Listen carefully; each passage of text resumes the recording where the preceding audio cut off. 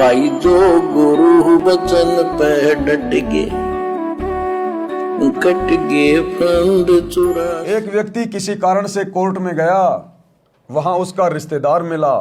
एक दूसरे से कुशल मंगल पूछी, दोनों ने कहा सब ठीक है, मौज है। एक व्यक्ति का इकलौता पुत्र बहुत रोगी था, उसको पीजीआई में भर्ती करा रखा था। लड़के के बचने की आशा बहुत कम थी। ऐसी स्थिति में माता पिता की क्या दशा होती है, आसानी से समझी जा सकती है। रिश्तेदार मिलने आए और पूछा कि बच्चे का क्या हाल है। पिता ने बताया कि बच्चे का भरोसा नहीं है। फिर पूछा और कुशल मंगल है। पिता ने कहा सब मौज है। तो परमात्मा कहते हैं झूठे सुख को सुख कहे ये मान रहा मन मौज। भाई सकल चबीना काल का, कुछ मुख में कुछ गोद। हम केवल सुख नाम की फॉर्मेलिटी निभा रहे हैं। हाँ बाकी सब ठीक है, बस मौज ही मौज है, बस लड़का थोड़ा सा बीमार है। अरे इकलौता लड़का हॉस्पिटल में पड़ा हुआ है, बचने की उम्मीद नहीं है और कह रहा है बाकी सब मौज है। अरे बाकी क्या रह गया। मेडिकल में जा रहे हैं, कोर्ट में जा रहे हैं, मुकदमा लगा हुआ है, वकील आया नहीं। इतने में कोई रिश्तेदार मिल गया, कोई यार दोस्त मिल गया। हाँ भाई कोर्ट में क्यों आया है। अरे यार एक मुकदमा लग गया मेरे, और बाकी सब ठीक है, बाकी मौज है। मुकदमा लगा हुआ है, सिर में टेंशन हो रही है और कह रहा है बाकी सब मौज है। तो ये मौज मौज केवल एक फॉर्मेलिटी बना ली आप और हम सभी भगत भाई बहनों ने। बाकी मौज नाम की यहां किसी को कोई चीज नहीं है। विचार करें, शराब के नशे में घोर धूप के ताप को झेल रहा था, फिर भी कह रहा था कि मौज हो रही है। कोर्ट कचहरियों में जो रिश्तेदार मिले, दोनों ही कह रहे थे कि सब मौज है। विचार करें, जो व्यक्ति कोर्ट के कोल्लों में फंसा हो उसको शौपन में भी सुख नहीं होता, फिर भी दोनों कह रहे थे कि मौज है, अर्थात आनंद है। जिस व्यक्ति का इकलौता पुत्र मृत्यु शैया पर हो उसको मौज कैसी। इसलिए सूक्ष्म वेद में कहा है कि इस दुखालय के संसार में ये प्राणी महाकष्ट को सुख मान रहा है।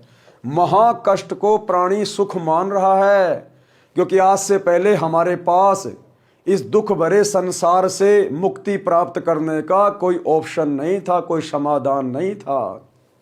हमारे जितने भी नकली ज्ञानहीन धर्म गुरु थे, हमें केवल मनमाने आचरण की भक्ति करवा रहे थे, पत्थरों की पूजा करवा रहे थे। और इन पत्थरों की पूजा से आत्मा का कल्याण नहीं हो सकता। शास्त्र अनुकूल साधना किसी के पास भी नहीं थी, जिस कारण से इस मृत्यु लोक से 21 ब्रह्मांड से बाहर निकलने का हमारे पास कोई रास्ता नहीं था। और साथ ही इन दुखों को झेलने के हम आदी हो चुके थे। लेकिन आज भाई और बहनों, सतगुरु धरती पर प्रकट हुए हैं। सतगुरु ने हमें सृष्टि रचना के माध्यम से उस अमर सतलोक की जानकारी दी है। ये काल के 21 ब्रह्मांड भी वहीं से टूट के आए हुए हैं। ये एक लंबी कहानी है, जब आप सृष्टि रचना सुनेंगे तब पता चलेगा। और सतगुरु ने आकर हमें बताया कि बच्चों तुम सतलोक से इस काल के जाल में फंस के यहां इस गंदे लोक में आ गए हो। यहां तुम्हें कोई सुख नहीं है किसी भी प्रकार का।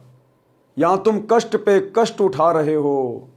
या गर्मियों में गर्मी पड़ती है, सर्दियों में सर्दी पड़ती है। कब यहां पर बारिश हो जाए, ओले गिर जाए, कब यहां बाढ़ आ जाए, भूकंप आ जाए, अतिवृष्टि हो जाए, कब यहां अकाल पड़ जाए। यहां कोई सुख नहीं है किसी भी प्रकार का। यहां तुम लोगों ने अपने रहने के लिए अपनी व्यवस्था बना रखी है, मकान बना लिए रहने के लिए। तुमने एक राजा चुन लिया ताकि वो हमारी सुरक्षा करे और हम उसको टैक्स दें। अन्यथा यहाँ के भगवान ने तुम्हारे लिए किसी प्रकार की कोई सुविधा, कोई व्यवस्था नहीं कर रखी है। तुम्हारे को तो बकरे और बकरियों की भांति इस कसाई ने, काल ने अपने बाड़े में कैद कर रखा अपने स्वार्थ के लिए, क्योंकि प्रतिदिन ये 1 लाख स्त्री पुरुष को खाता है। सूक्ष्म शरीर की वासना को भून भून के तपतशिला पे खाता है। ये हमें सृष्टि रचना के माध्यम से समझ में आएगा। हमारी आंखों के सामने हमारे परिवार का जो प्रिय होता है वो मर जाता है। क्या कोई माता पिता चाहता है कि मेरी आंखों के सामने मेरा बेटा बेटी मरे? लेकिन आंखों के सामने एक्सीडेंट में बेटा बेटी मर जाते हैं। क्यों मार रहा है ये काल? अरे भगवान तो दयालु होता है, भगवान तो किसी का बेटा बेटी नहीं छीनता, फिर ये कौन छीन के ले जाता है हमारे बेटा बेटी अचानक से? अच्छा खासा परिवार एक्सीडेंट में बर्बाद हो जाता है, क्या भगवान किसी का एक्सीडेंट करवाना चाहता है? नहीं। लेकिन हम यहाँ जिसको भगवान मान रहे हैं, इस काल को, इस शैतान को, ब्रह्मा विष्णु महेश के पिता को, दुर्गा के पति को, ये अपने स्वार्थ के लिए आप और हमको यहाँ पर फंसा के रखे हुए हैं।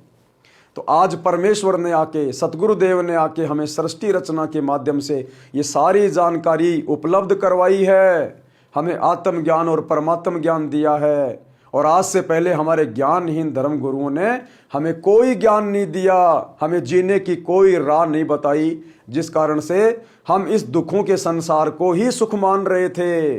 लेकिन आज भाई और बहनों, गुरु ने हमें सतलोक की जानकारी दे दी, वहाँ के सुखों की जानकारी दे दी कि यहाँ पर ब्रह्मा विष्णु महेश को भी वो सुख प्राप्त नहीं है जो सुख तुम्हें सतलोक में बड़ी आसानी से प्राप्त है, प्रत्येक आत्मा को प्राप्त है। और वहाँ जाने की पूरी विधि और समाधान भी हमें गुरु ने बता दिया।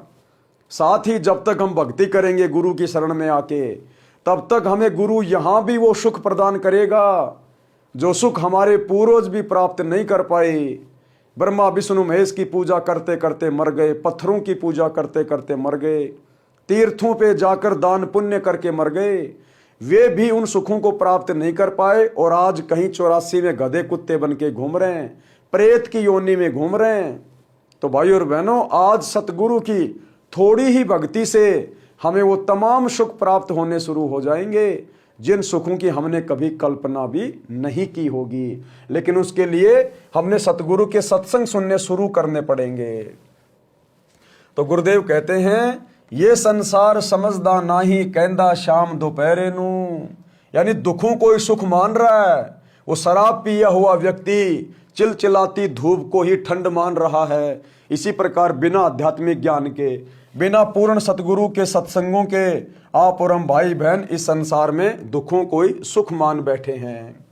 ये संसार समझदा नाही कहंदा शाम दोपहरे नू, गरीब दास ये वक्त जात है रोगे इस पैरे नू, कि तुम्हारा ये समय निकलता जा रहा है, दिन प्रतिदिन तुम्हारी श्वासें बर्बाद होती जा रही है और श्वासों के ऊपर शरीर टिका हुआ है। जिस दिन तुम्हारी श्वासें समाप्त, शरीर खत्म, उसके बाद फिर रोने धोने के अलावा, 84 में जाने के अलावा कोई ऑप्शन नहीं बचेगा। इसलिए समय रहते, वक्त रहते सतगुरु के सत्संग सुनना शुरू करें और सतगुरु की शरण ग्रहण करके अपने मनुष्य शरीर को धन्य करें। भाई जो गुरु बचन पे डट गए, कट गए फंद 84 के, कट गए फंद 84 के, कट गए फंद।